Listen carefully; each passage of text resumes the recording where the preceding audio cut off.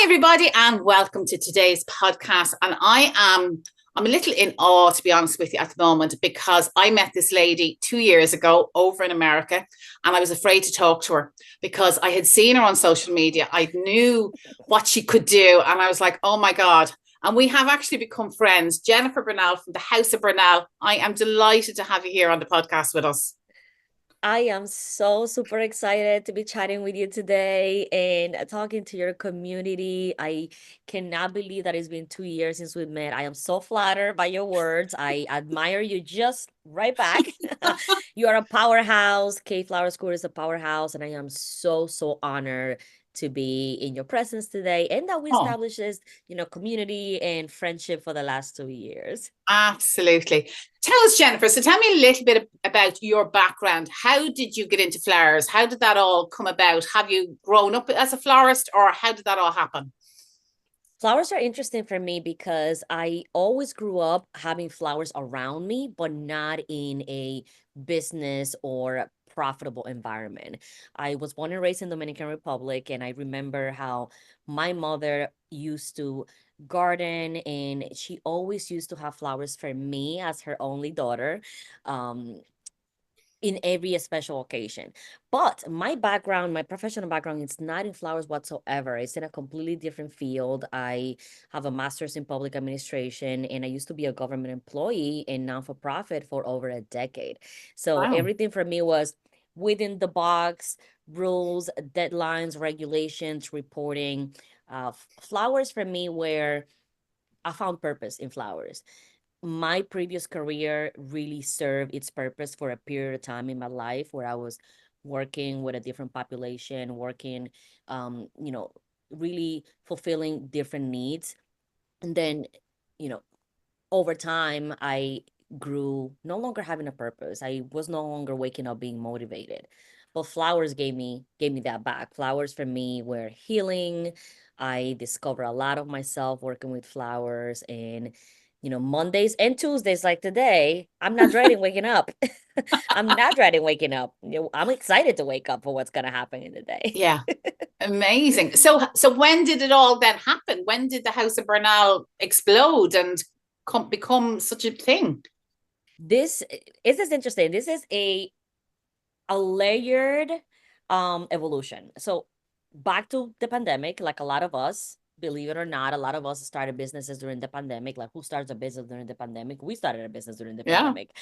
So I started working with flowers, very, very small, preserved flowers, online shop while I still have my full-time job. Within a year or starting my business, this was 2021. I started doing markets. I had my big job during the weekend and then on during the week. And then on the weekends, I used to sell $25, $50 bouquets. People were asking me if I did weddings. I didn't do weddings because I was renting a space in a little market. Yeah. And, in beginning of 2022, so this is spring 2021, online shop, market, then comes January 2022, the market shuts down.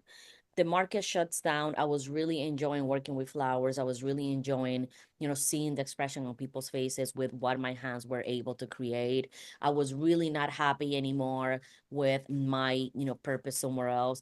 So I decided to open up a brick and mortar shop in 2022 with no previous experience in flowers, with nobody else in my business being a florist, nobody else in my family being a florist, having absolutely no experience whatsoever on what it means to run a flower shop.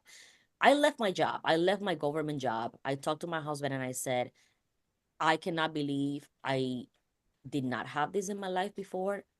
This is it. And my husband said, go ahead. If you want to quit your job, do it. And I quit my job. Very good.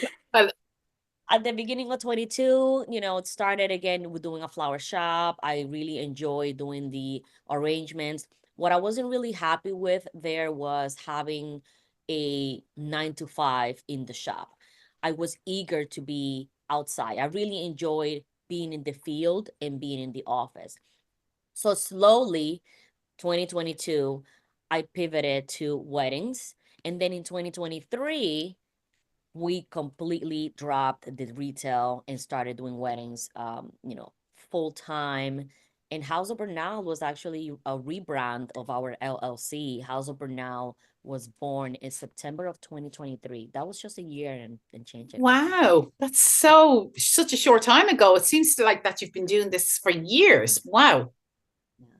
It seems a short time. I think this is important for entrepreneurs and people who are going to be watching, which is we see things on the surface, but so much that happens beneath. Oh, And I yeah, and I want people to know that whether they been a florist their whole life or whether they starting as a florist from a previous career, everything and anything you did before the time that you make a decision, everything will come into play in your life as a yeah, florist. Your experiences with people, your organization skills, your research skills, all that was yeah. very handy for me when I Oh, became, a hugely. floral Like, designer. I actually think the floral design part is here and everything else is this. Like, there's just Agree. so much more to the business than the floral design.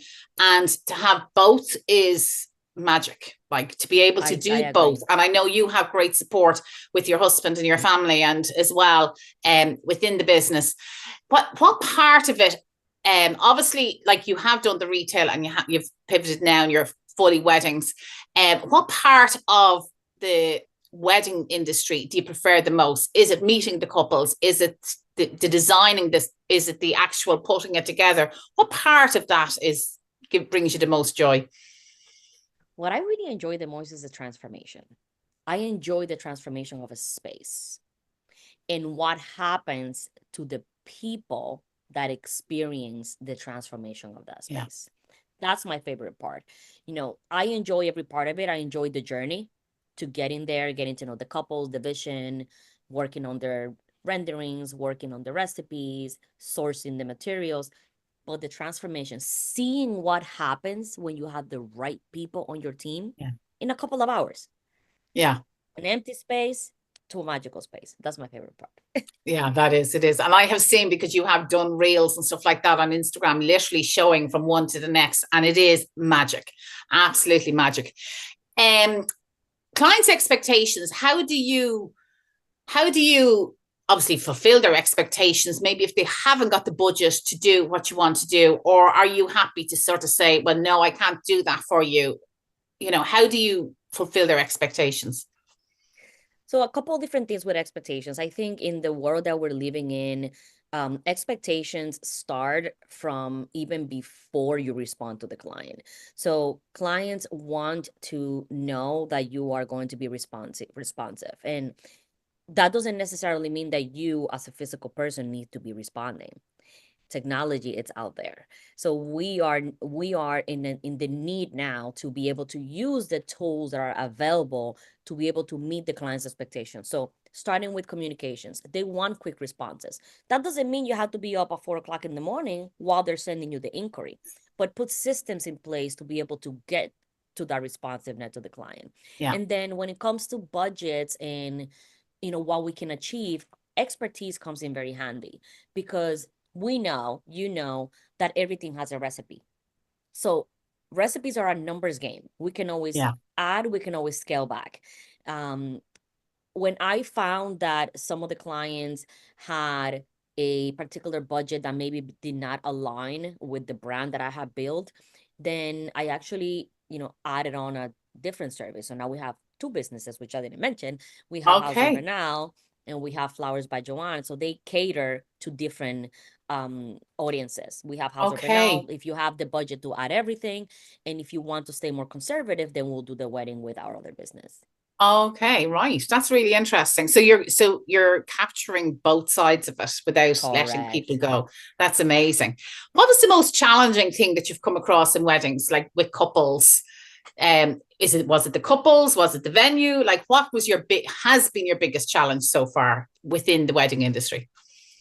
I think the biggest challenge in the wedding industry is actually being on the back end. I think being a business owner is challenging.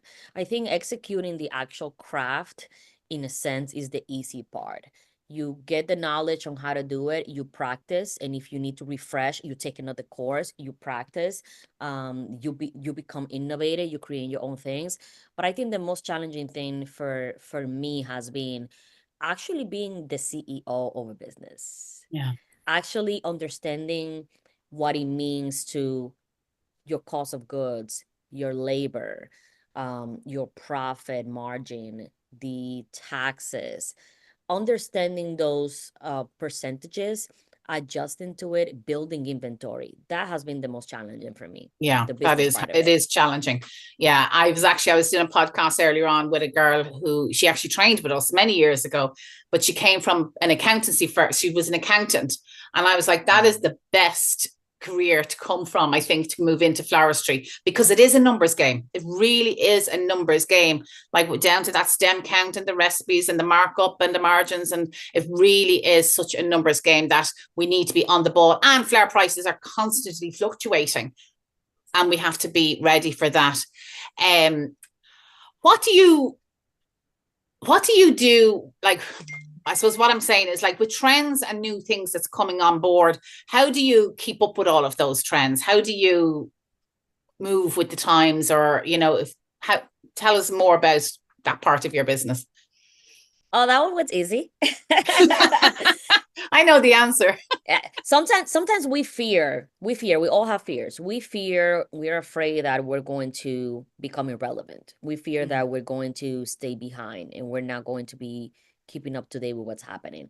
And I think the most important thing is you have to come out of your comfort zone and you have to be present in the spaces with other people so that you can understand what's happening out there. And how do we do that? We attend conferences, we attend workshops, we attend meetings with other professional organizations, and you can see new trends being implemented. And then you come back home and you add your own flavor to it. So between the conferences, social media, it's a great source of inspiration for trends. And then ultimately, you can become the trendsetter. You can start your own trends. You could be the trendsetter. And that's something when we were over in America with you, like particularly on the last trip in Miami or in Florida, I found the American florists are not afraid to admit that they need to learn more, or that they continue on educating themselves and learning more. And I found that fascinating, how many workshops and how many conferences, and they're all the time, where we don't see that as much on this side of the world, but definitely over there. And maybe because there is more options, there is more conferences and workshops to go to than there is over this side. But I definitely seen that in America that time, that the American florists are eager to keep on. They're like sponges. They just want to learn more and they want to find out more. And the opposite side of that was that they're willing to share so much, that they're willing to say, well, I would have done it that way, or I could do it this way. Or, I thought that was really, it's really positive within the industry. Oh, they're not shy. They will be opinionated for sure. But you've built up a huge community of florists yourself, from going to all. And I saw, like, you were in Vegas, and like I was following you when you were in Vegas. You were speaking at that event in Vegas. Vegas was so fun. Yes. Yeah, like that was just phenomenal. It made me, I really had FOMO. I was like, I want to go there next year. But yeah, like looking at the social media and the amount of people that were praising and honored that they were able to listen to your talk and learn from you. That was just like, it's just you've such a fantastic community. And I suppose that's really why I wanted you on here as well, was about the community that you've built up. Obviously not just in New York or that state, but further afield. Are most of your weddings in New York, or are they, and we didn't actually say that because you're based in New York. Well, you're not based, you're in Hudson Valley, is it? Hudson Valley, it's part of New York. It's part of New York, okay, because I only ever know Manhattan. That's the only place I've ever been. So to me, that's New York. That's all of us. For us, New York City is New York, and I was raised in New York City, so I understand exactly what you mean when everybody, the whole world thinks New York is New York City. That's it, yeah. But so do you go outside? Do you mainly focus on where you are? We actually do travel. We do weddings in New Jersey, we do weddings in Connecticut, we do events in the actual New York City. And as far as designing in itself, because the main focus of our business is weddings, but we also participate in editorials. So when we do editorials, which are like mock-up events where we get to play with flowers and design, and there is, in a sense, no real client. We're basically following some parameters when it comes to the Okay. styling and the color Like a palette. style But shoot sort of thing, or yeah. exactly. So I had Okay. the opportunity through people in our community that you and I have in common. I Yeah. had the opportunity to travel to 7 different states: Florida, Pennsylvania, Virginia. I had the opportunity to travel to Paris in 2023. And I even had the opportunity to freelance for one of my friends that I met through the same community in the Bahamas. So Wow. we travel where we are able to express ourselves with our art.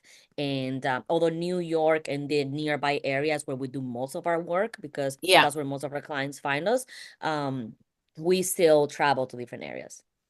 Wow. I got Tell into me, class for a second. go on, work away. Don't know what's happening. I think it's the coffee. I don't know, whatever. Probably there's been an awful flu over here. I don't know what it's like over there, but there's been an awful flu here. Like, No, not flu at all. I think it's I was outside and then it's really warming here now, and then I'm also okay. drinking coffee. Okay. So Jennifer, upselling, what's your secret trick to get them to spend more money? So upselling, it's everything. You're asking so the interesting questions. I love it. With upselling is one, using the inventory that I already have. So I'm able to use the inventory that I already have. I don't have to buy new inventory. I make more money. Okay. Also, offering services that align, additional services that align with what I do, but not exactly what I do. So, for example, I focus on flowers, but I know that linens, tablecloths complement flowers so well.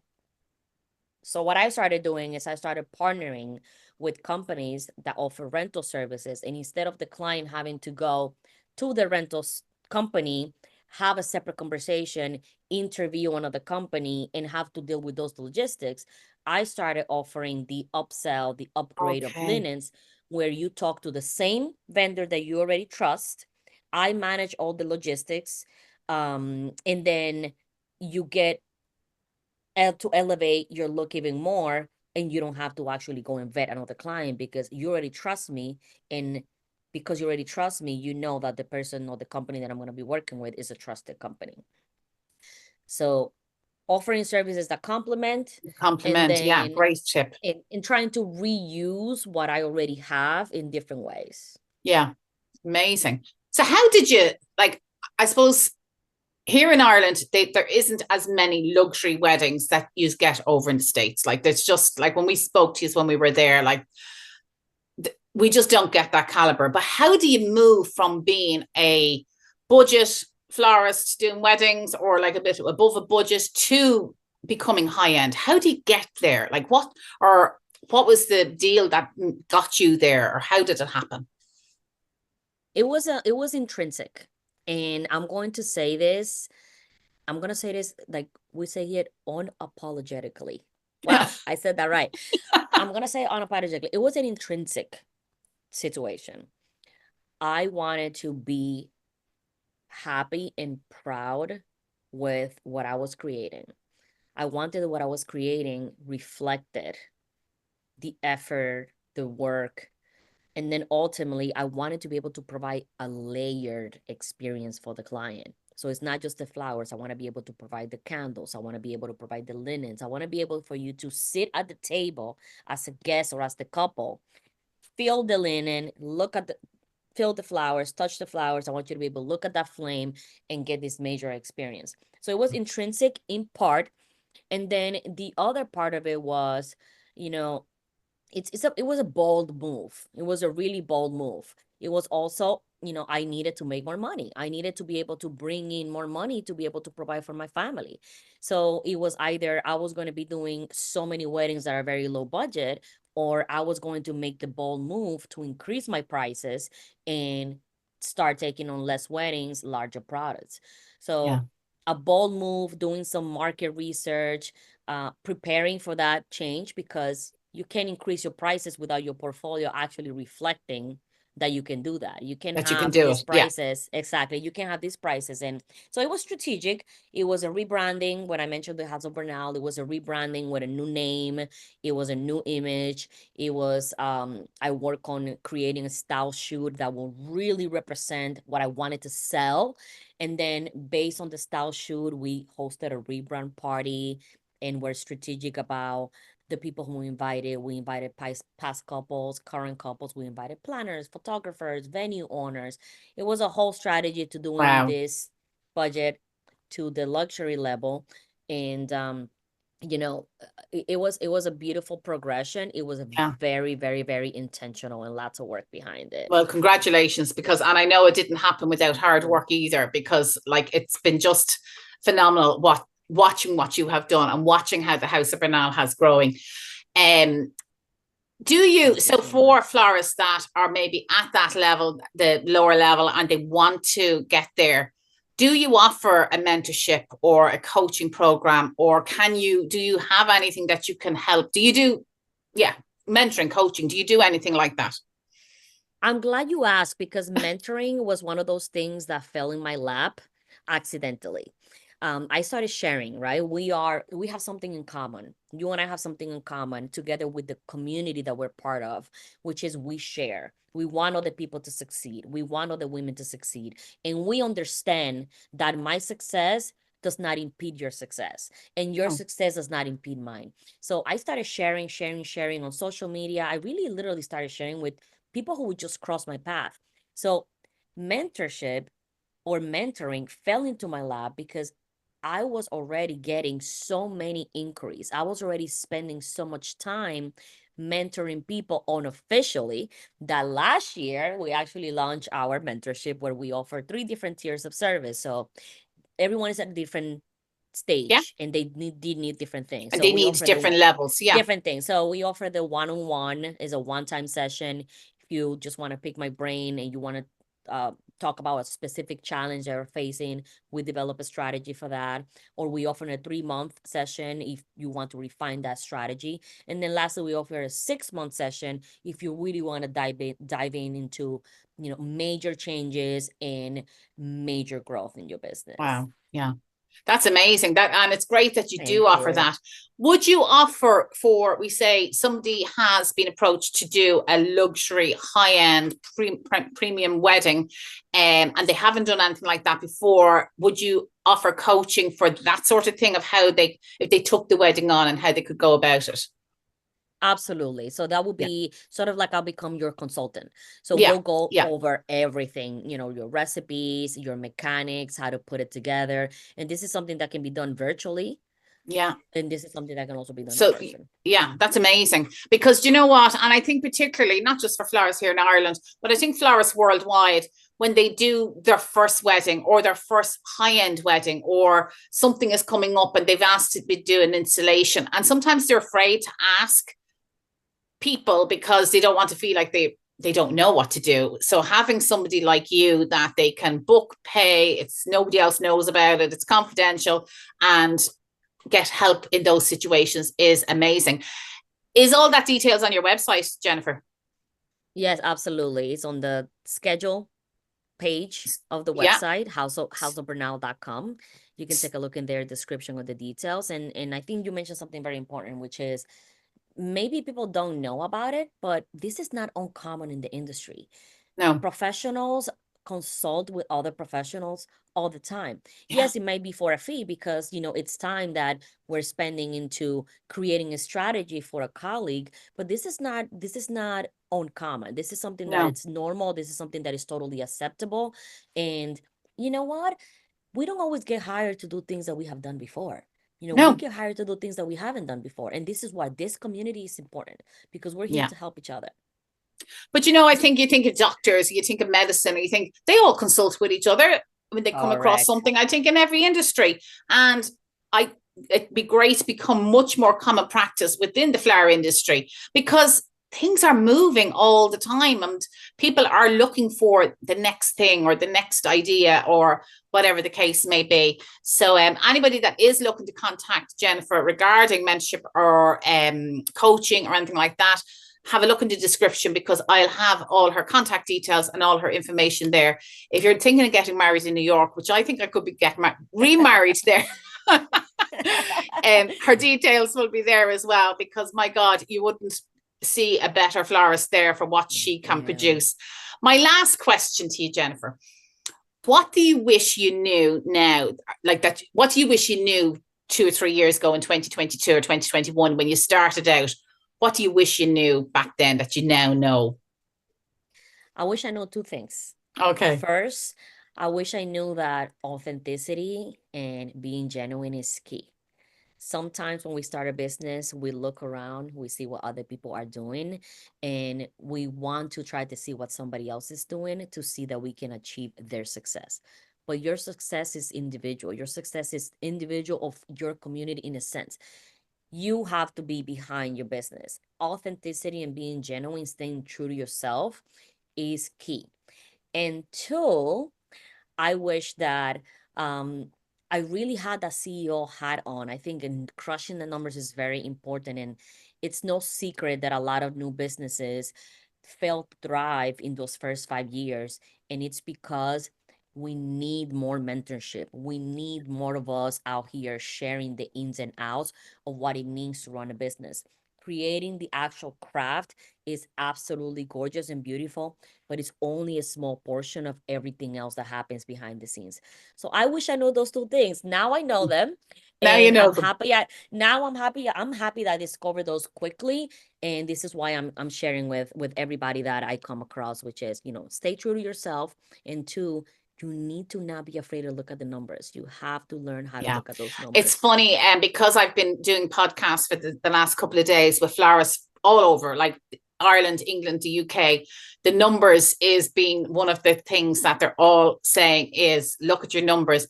And I thought I had a florist yesterday and she had a really good point. She says, stop looking at other people's numbers, stop looking at other people's prices, price for your business, price for yourself. And I think that's key is, and as you said, you decided you're going to up your prices and up your game and up your level to reach those high-end weddings. And don't be afraid again, because, staying authentic to who you are and understanding the price, you can base, a lot of businesses start putting prices on their services based on what everybody else is charging, but they don't know everybody else's back end. So because they don't know everybody else's back end, this is why sometimes their prices don't work for you. Ultimately, I always want to say, if you want to grow your business, you're going to need people. So you're going to need a community. You're going to need to be able to surround yourself with other people with the right energy. But by staying authentic, you attract the right people to become part of your community. You share with others, they share with you. You help other people, rise to the top. While you're rising to the top, they don't have to be in conflict. Authentic, community, and understanding the numbers. Understanding. Jennifer, you have been so insightful. We could sit for hours and talk. I'm looking forward to 2 or 3 years time talking to you again and seeing where you probably won't talk to us then because you'll be so up there. I will totally talk to you. You are amazing. Thank you so much for having me. Not at all. Listen, thanks a million. And thanks for everyone that has tuned into the podcast. As I said, follow below. You'll see all Jennifer's details are there. Go over and check out her Instagram because you will be gobsmacked. See you all soon. Thank you. Bye.